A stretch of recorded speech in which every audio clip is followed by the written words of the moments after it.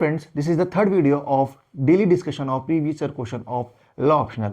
आज हम बात करेंगे लोकपाल एंड लोकायुक्त के बारे में। अगर आप पूरी वीडियो देखने के लिए आप मेरे चैनल राघव ब्रीज को सब्सक्राइब कर लीजिए, जहां पे मैं डेली प्रीवियस ईयर क्वेश्चंस के एनालिसिस डालता हूं।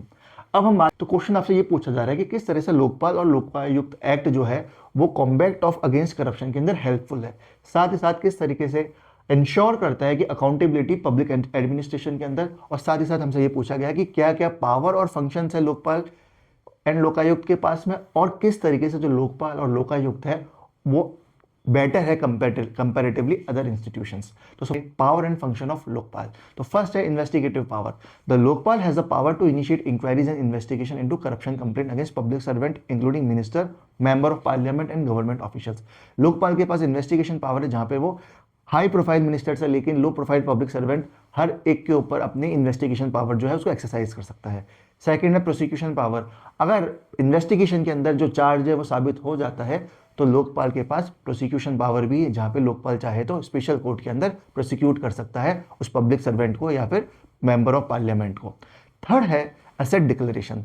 असेट डिक्लेरेशन एक बहुत इंपॉर्टेंट पावर है लोकपाल की, जिसके तहत लोकपाल जो है हर एक मेंबर ऑफ पार्लियामेंट, चाहे मिनिस्टर हो चाहे पब्लिक सर्वेंट हो, उसको ये कहता है कि आपको हर साल आपका annual declaration of their assets and liability उसको फाइल करना होगा, ताकि गवर्नेंस के अंदर एक ट्रांसपेरेंसी और वेल्थ ऑफ अक्यूमुलेशन जो है वो नहीं क्रिएट हो।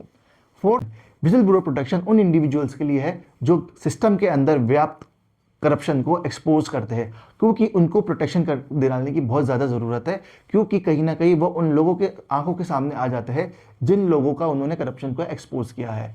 फिफ्थ है पब्लिक ग्रीवियंस रिड्रेसल, क्योंकि लोकपाल जो है वो पब्लिक सिटीजन्स के लिए ही बनाया गया है, जहाँ पे पब्लिक को अगर किसी भी तरह की जो दिक्कत है, चाहे फिर रिगार्डिंग फॉर करप्शन और मेल एडमिनिस्ट्रेशन, तो वो चाहे तो लोकपाल के पास जाके अपनी करप्शन को दर्ज करा सकते हैं।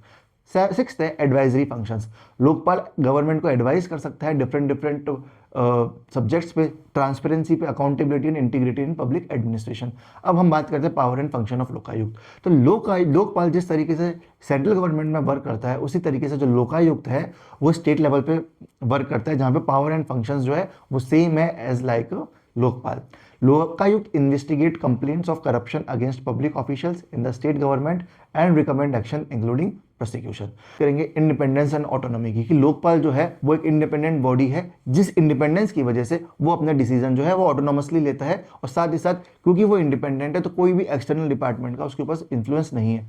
वहीं अगर मैं सीबीआई और ईडी की बात करूं तो सीबीआई और ईडी जो है वो होम अफेयर्स के कंट्रोल में आती है और सेंट्रल गवर्नमेंट के कंट्रोल में आती है, जिस वजह से सीडीआई और ईडी को अगर किसी भी तरह की कोई भी जांच करनी है, कोई भी इन्वेस्टिगेशन करना है, तो सबसे पहले उसको सेंट्रल गवर्नमेंट की परमिशन लेनी पड़ेगी।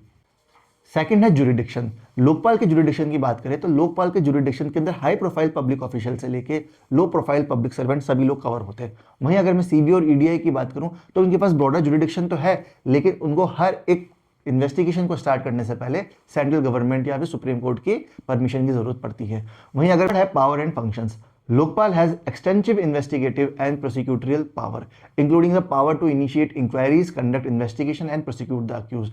However, the CBI primarily investigate and enforce laws related to corruption, economic offences, and other serious crime, while the ED primarily deals with money laundering and foreign exchange violation. CBC, on the other hand, is an advisory body that assists in vigilance matter and provides recommendation on anti-corruption measure. Public perception and accountability. Public perception और accountability बहुत important measure role अदा करता है, क्योंकि जब तक citizens को अपने इंस्टीट्यूशन में विश्वास नहीं होगा कि ये इंस्टीट्यूट मुझे इंसाफ दिला सकता है, सिटीजन का उस इंस्टीट्यूट पर भरोसा नहीं बनेगा। इसी वजह से लोकपाल को क्रिएट किया गया था, क्योंकि लोकपाल एक इंडिपेंडेंट इंस्टीट्यूशन है जो कि higher level of public trust और परसेप्शन को क्रिएट करता है। वहीं अगर मैं सीबीआई, ईडी और सीबीसी की बात करूं तो ये सारे के सारे सेंट्रल गवर्नमेंट्स के अंडर आते हैं, जहां पे ये they are controlled by the governments, and that is why CBI is also called cage parrot of central government. The Lokpal transparency, public accessibility to its report and finding, and direct accountability to the public contributed to its credibility in combating corruptions. अब हम बात करते हैं specialisation and expertise की।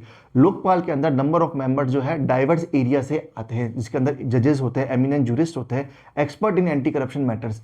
This specialised expertise जो है enhance करती है कहीं ना कहीं करप्शन के केसेस को हैंडल करने के लिए। अगर मैं सीबीआई और ईडी के स्पेशलाइज्ड इन्वेस्टिगेशन की बात करूं, जिनका फोकस करप्शन से ज़्यादा क्रिमिनल ऑफेंसेस के ऊपर होता है और करप्शन के ऊपर कम होता है। वहीं नेक्स्ट है whistleblower protection. The Lokpal provides protection to whistleblower, encouraging individuals to come forward with information on corruption. The CBI and ED also have provision for whistleblower protection.